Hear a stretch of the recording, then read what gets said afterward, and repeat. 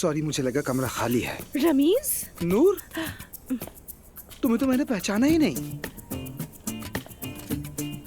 ऐसे रिएक्ट मत करो, कोई देखेगा तो क्या समझेगा। मैं बस घबरा गई थी। ठीक मुझे है। तो इस बारे में इल्म भी नहीं था। उन्होंने एक लड़की देख रखी थी, कल मिलवाने के लिए ले गई थी उससे। ओह कम ऑन यार, मजाक कर रहे हो क्या तुम मुझसे? मैं आपके लिए कुछ भी कर सकता हूँ आपा।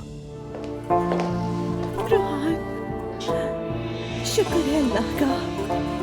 असलान, मैं नहीं जानता क्या कहूँ। तुम्हें भी इतनी जहमत दी। इस बारे में हम लोग बाद में बात करेंगे। अभी फिलहाल मेरे साथ घर चले। रोहान, तुम्हें कुछ भी पता नहीं चला क्या? यानी इंसान को थोड़ा बहुत तो शक होता ही है ना? नहीं, नहीं हुआ। क्योंकि तुम्हें पैसे दिख रहे थे। नाइला, देखो अपनी हद में रहो, वरना बहुत बुरा होगा।